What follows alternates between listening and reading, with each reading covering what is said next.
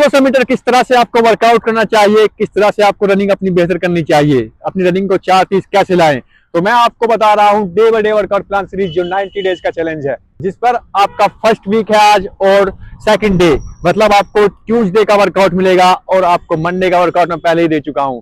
तो स्वागत है आपका हमारे YouTube channel run for run 3000 metre में। मैं आपका दोस्त Saqib Tyagi, two national medallist, two state cross country medallist with experience for 50 years running and 12 physical excellent Indian Army। तो मैं आज आपको बताऊंगा जो ट्यूसडे का वर्कआउट प्लान होगा, आपको फिजिकली करके दिखाऊंगा किस तरह से आपको वर्कआउट करना चाहिए, किस तरह से आपको फटीग देनी है, जो आज वीक का सेकंड डे है और फर्स्ट वीक है, जो 90 डेज का चैलेंज आपके लिए लाया हूं, जो रनिंग को 4:30 या 4:20 आराम से कर देगा। मगर शर्त एक है, अगर आप उसको जिस टाइमिंग के साथ मैं आपको बताऊंगा वर्कआउट, उस टाइमिंग के साथ आपको वर्कआउट करना होगा। तो चलते हैं इस वर्कआउट प्लान की तरफ, चलते हैं इस 1600 मीटर रनिंग की तरफ, चलते हैं ऑल इवेंट की तरफ। अगर आप रनर बनना चाहते हैं तो आप सही वीडियो पर आ गए हैं। तो सबसे पहले हमको ग्राउंड पर आ जाना है, जहां पर आपको प्रैक्टिस करनी है। आपको ग्राउंड का ही यूज करना है, आपको ना कि आपको रोड का यूज कम ही करना है, क्योंकि अगर आप ग्राउंड का यूज करते हैं तो आपकी रनिंग परफॉर्मेंस आराम से इंक्रीज हो सकती है और आपकी फटीग कम लगेगी। टेक्निकल वर्कआउट के साथ में अपनी रनिंग को बेहतर कर सकते हैं। और अगर आप रोड पर रनिंग करते हैं या फिर रोड पर वर्कआउट का यूज करते हैं तो आप इंजर्ड हो सकते हैं, आपकी मसल्स क्रैम्प हो सकती है। तो सबसे पहले हमको ग्राउंड पर पहुंच जाना है। ग्राउंड पर पहुंचने के बाद हमको अपने माइंड को सेट कर लेना है, मतलब आपको वर्कआउट सेट कर लेना है अपने माइंड में। और फिर आपको इजी वार्म अप लेना है, कुछ इस प्रकार लेंगे। आपको 10 मिनट का आपको कंटिन्यू वार्म अप लेना है, जो इस प्रकार होगा, मतलब आपको कंटिन्यू रखना है 10 मिनट। इसी प्रकार आप इजी वार्म अप लेंगे। वार्म अप में हम फटीग नहीं लगाएंगे, वार्म अप हमको इजी ही लेना पड़ेगा। आपको 10 मिनट लेने के बाद ये वार्म अप आपको अपनी बॉडी को हल्का स्ट्रेच कर लेना है, मतलब स्ट्रेचिंग एक्सरसाइज में डाल लेना है। वो मैं आपको किस प्रकार बताऊंगा। आपको थोड़ा इस प्रकार आप वार्म अप स्ट्रेच के मतलब स्ट्रेचिंग एक्सरसाइज करते हैं, थोड़ा वार्म अप की जो स्ट्रेच होती है इस को थोड़ा स्ट्रेच कर सकते हैं। फिर आप अपने हैंड को स्ट्रेच कीजिए, कुछ इस प्रकार कीजिए, अपने हैंड को स्ट्रेच इस प्रकार कीजिए। अपनी हैमस्ट्रिंग को स्ट्रेच, फ्रंट हैमस्ट्रिंग को इस प्रकार कर सकते हैं आप स्ट्रेच। फिर आप एंकल को स्ट्रेच कीजिए, अपने इस प्रकार कर सकते हैं कुछ।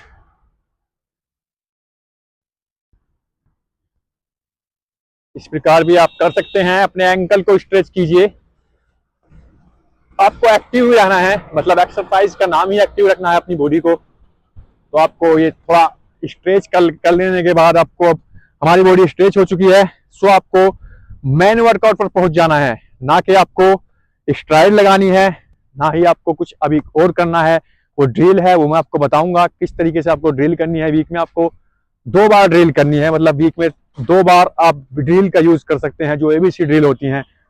सो आपको अब ग्राउंड पर पहुंचने के बाद आपको सीधा किलोमीटर की 1 रेपिटेशन लगानी है। आज जो आज ट्यूसडे है, ट्यूसडे में आपको किलोमीटर की 1 रेपिटेशन लगानी है, जिसमें आपकी टाइमिंग होगी 3 मिनट 30 सेकंड। मतलब आपको 3 मिनट 30 सेकंड में 1 किलोमीटर की रेपिटेशन लगानी है, जो इजी भी है और आपकी इंडोरेंस को कवर करेगा। इसके बाद आपको स्ट्राइड लगानी है, मतलब आपको रेस्ट लेना है किलोमीटर में। 3 मिनट का रेस्ट लेने के बाद आपको अपनी बॉडी से स्ट्राइड लेनी है, जो 6 स्ट्राइड होंगी आपकी, जो 100 मीटर की स्ट्राइड होंगी, जिसमें आपकी टाइमिंग होगी। वो मैं आपको बताऊंगा किस प्रकार आपको 6 स्ट्राइड लेनी है, वो मैं आपको बता रहा हूं। आपको स्ट्राइड लेनी है, कुछ इस प्रकार आपको स्ट्राइड लेनी है। आप ले सकते हैं इस तरह से स्ट्राइड। 6 स्ट्राइड लेने के बाद मतलब आपको 6 स्ट्राइड इसी प्रकार लेनी है 100 मीटर की, जिसमें आपकी टाइमिंग होगी 20 सेकंड और जिसमें आपका रेस्ट होगा 30 सेकंड का।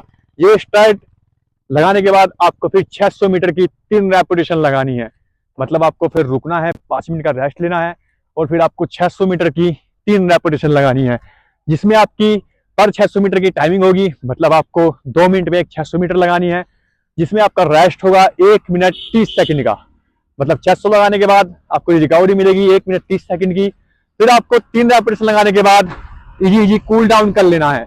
इजी कूल डाउन किस प्रकार करेंगे, आपको 800 मीटर का इजी कूल डाउन करना है, मतलब 2 लैप आप इजी कूल डाउन कर सकते हैं इस प्रकार, जिससे आपकी जो मसल्स फटीक लगी हुई है वो आसानी से रिलीज हो जाए और आप आराम से अपनी बॉडी को अच्छे तरीके से अपनी बॉडी को अगले वर्कआउट सेशन के लिए रेडी कर लें। ये आपका टेक्निकल वर्कआउट चल रहा है, मतलब आपको अच्छे तरीके से बता रहा हूं।